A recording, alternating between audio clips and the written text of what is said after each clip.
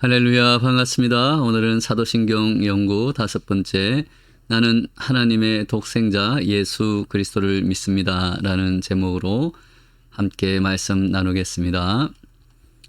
우리 찬양, 그 사랑, 하나님께서 우리에게 보여주신 그 사랑, 나를 위해 죽으신 예수 그리스도의 그 사랑을 생각하며 감사하며 찬양하겠습니다.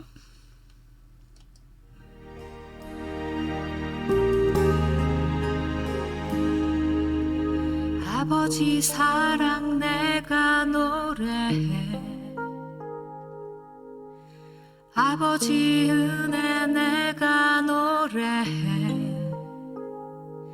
그 사랑 변함없으신, 거짓 없으신, 성실하신 그 사랑. 상한 갈대 꺾지 않으시는, 꺼져가는 등불 끄지 않는 그 사랑 변함없으신, 거짓 없으신, 성실하신 그 사랑.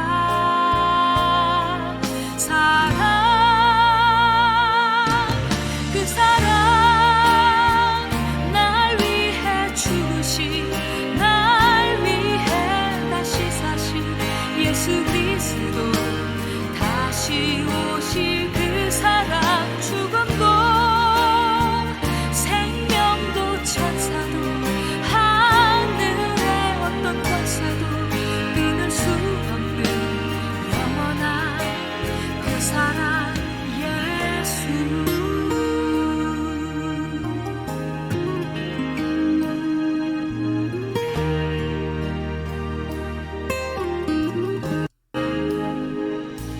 상한 갈대 꺾지 않으시는, 꺼져가는 등불 끄지 않는 그 사랑 변함없으신, 거짓 없으신, 성실하신 그 사랑.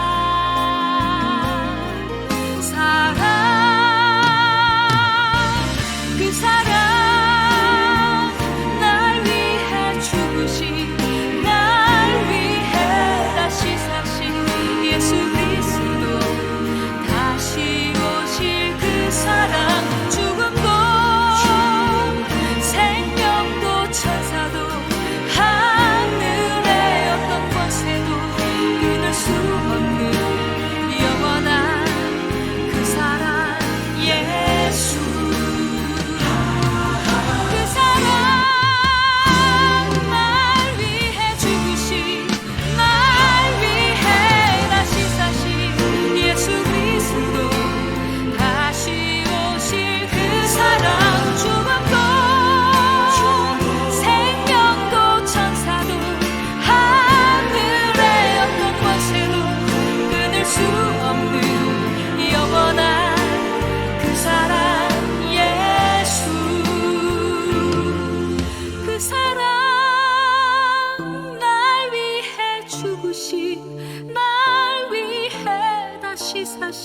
예수 그리스도 다시 오실 그 사랑. 죽음도 생명도 천사도 하늘의 어떤 권세도 끊을 수 없는 영원한 그 사랑 예수. 영원한 그 사랑 예수.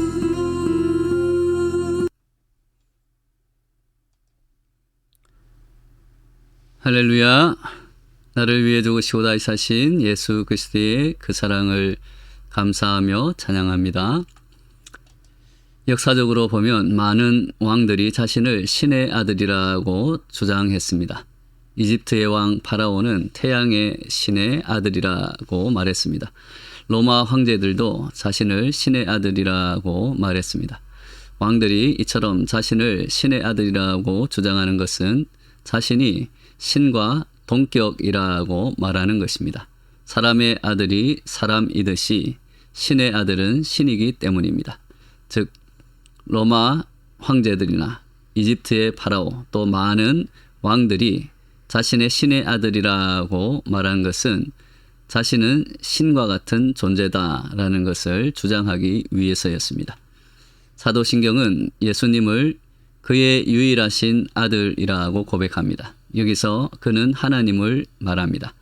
예수님이 하나님의 유일하신 아들이시라고 우리가 고백하는 것은 예수님을 하나님과 동격이다라고 고백하는 것입니다. 예수님이 곧 하나님이시라고 우리는 믿는 것입니다. 하지만 이스라엘 백성들은 이 말을 받아들일 수가 없었습니다. 그래서 예수님이 하나님을 아버지라고 부르자 예수님을 신석 모독자라고 이야기하며 예수님을 십자가에 못 박아 죽였습니다. 그러나 예수님께서 부활하신 후에 성령을 받은 제자들은 예수님이 하나님의 아들이시다. 곧 예수님은 하나님이시다라고 고백했습니다. 그리고 주는 그리스도시요 살아계신 하나님의 아들이십니다라는 베드로의 고백 위에 세워진 교회도 예수님이 하나님의 아들 곧 하나님이심을 처음부터 고백하였습니다. 우리가 잘 알듯이 초대 교회 성도들이 사용했던 물고기 모양의 부호가 있습니다. 물고기 모양 안에 써있는 글씨는 헬라어인데 익투스라고 있습니다. 헬라어 익투스는 물고기라는 뜻입니다. 물고기 모양을 그려놓고 그 안에 물고기라고 적어놓으니 이상하게 들릴 수도 있습니다. 익투스는 물고기라는 뜻이지만 5단어로 된 문장의 약자이기도 합니다. 그 안에 익투스라고 적혀 있는 이것을 5문장으로 풀었으면 이에우스, 크리스토스, 테우, 휘오스, 소테르라는 5단어의 문장이 나옵니다. 이 5단어의 맨 앞 글자만 따서 읽으면 익투스라는 물고기라는 뜻의 단어가 됩니다.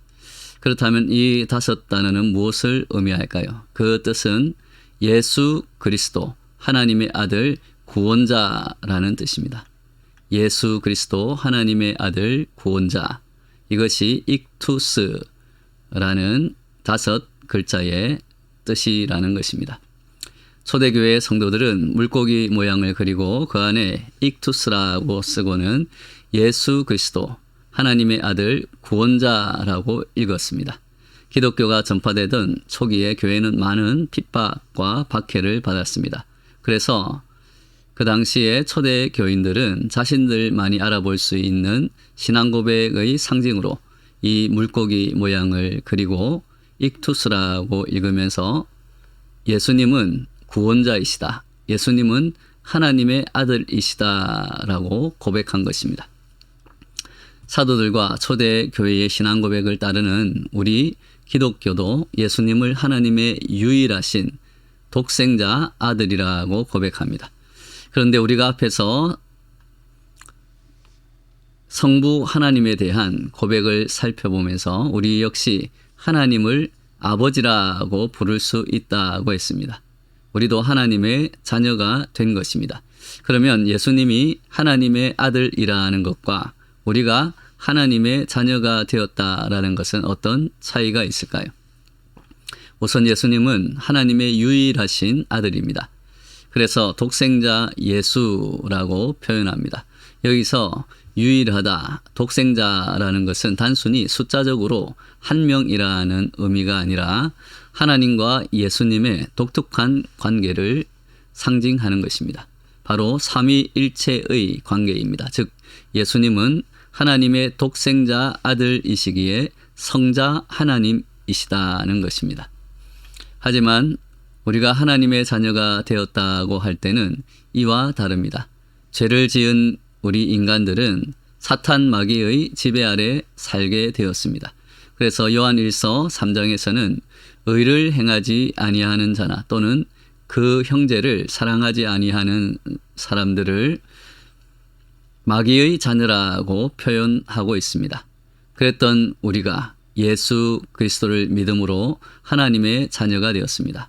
하나님의 자녀로 입양되었다라는 의미이기도 합니다. 인간을 하나님의 자녀로 삼기 위해서 하나님의 아들이 인간의 몸으로 이 땅에 오셔서 우리를 대신해서 죽으셨습니다. 이것이 바로 우리가 잘 아는 예수 그리스도의 십자가의 사건입니다. 우리가 예수님의 그 십자가 사건을 이야기할 때 예수님이 하나님의 유일하신 아들이라는 것에 대해서도 우리는 생각하고 묵상해야 합니다. 구약성서 창세기 22장에는 아브라함이 아들 이삭을 번제로 바치라고 명령하신 하나님의 말씀에 순종함으로 자기 믿음을 하나님 앞에 증명한 사건이 나옵니다. 어느 날 하나님이 아브라함에게 아들 이삭을 번제로 바치라고 말씀하십니다. 이삭은 아브라함이 100세에 얻은 아들입니다. 말 그대로 눈에 넣어도 아프지 않는 그러한 아들을 하나님이 번제로 드리라고 하신 것입니다. 번제는 짐승을 잡아서 칼로 도막을 내고 불에 태워서 드리는 제사입니다. 아브라함은 이러한 하나님의 명령에 자신에게 독생자와 같은 그 이삭을 바치는 그 심정이 모든 것을 잃은 듯한 슬픔과 괴로움으로 가득 찼을 것입니다. 물론 하나님은 아브라함의 순종하는 믿음을 보시고 이삭을 번제로 드리게 하지 않으셨습니다. 번제로 드릴 짐승을 미리 준비해 놓으신 것입니다. 그런데 창세기 22장에서 우리가 생각해 봐야 하는 표현이 나옵니다. 창세기 22장 2절 말씀 같이 읽겠습니다. 여호와께서 이르시되 내 아들 내 사랑하는 독자 이삭을 데리고 모리아 땅으로 가서 내가 내게 일러준 한 산 거기서 그를 번제로 드리라. 하나님은 아브라함에게 내 아들 내 사랑하는 독자 이삭을 번제로 드리라고 말씀하십니다. 내가 사랑하는 하나뿐인 아들 즉 독생자와 같은 이삭을 바치라는 말씀입니다. 하나님은 아브라함에게 이삭이 어떤 존재인지 잘 아셨습니다. 이삭에 대한 하나님의 이 말씀을 보면 아들에 대한 하나님의 마음을 알 수 있습니다. 신약 성경에 보면 하나님이 이삭을 부르시듯 예수님을 부르시는 장면이 나옵니다. 예수님이 본격적으로 사역을 시작하기 전에 세례 요한에게 세례를 받으시고 난 뒤에 하늘에서 이런 소리가 들렸습니다. 마태복음 3장 17절 말씀 같이 읽겠습니다. 하늘로부터 소리가 있어 말씀하시되 이는 내 사랑하는 아들이요 내 기뻐하는 자라 하시니라. 아멘. 하나님이 예수님을 내 사랑하는 아들이요 내 기뻐하는 자라고 부르십니다. 우리는 하나님의 아들이 십자가에서 나를 위해 죽으셨다고 쉽게 이야기할 때가 있습니다.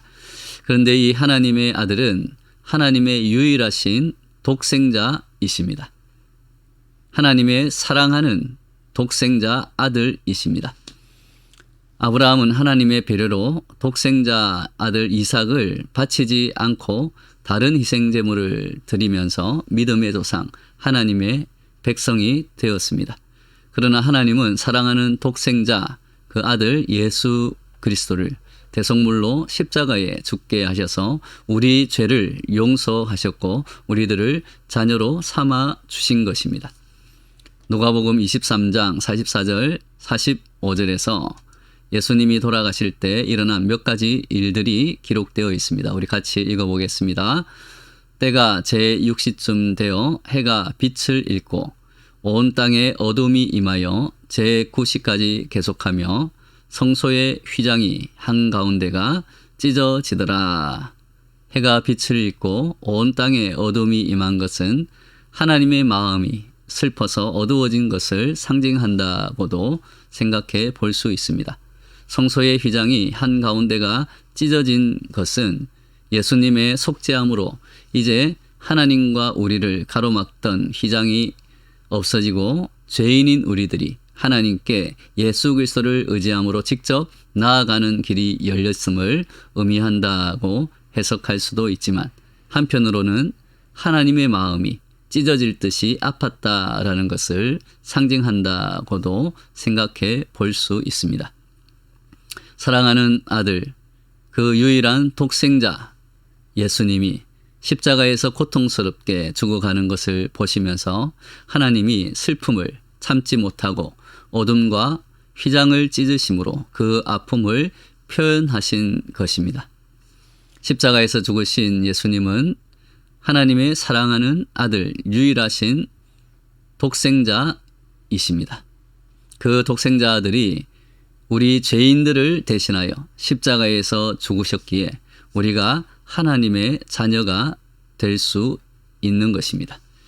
바울은 이러한 하나님의 사랑을 로마서 5장 8절에서 아주 감동적으로 고백하고 있습니다. 로마서 5장 8절 말씀 같이 읽겠습니다.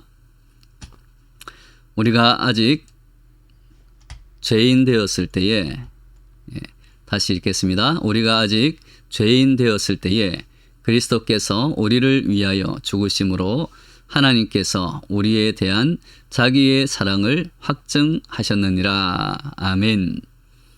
오늘 우리가 나는 하나님의 독생자 예수 그리스도를 믿는다라고 고백할 때 죄인인 나를 위해 죽으신 독생자 예수님의 그 사랑에 감격하며 또 감사하며 우리들도 그 사랑을 베풀고자 노력하며 살아가는 저와 여러분 되시기를 예수님의 이름으로 축원합니다. 아멘.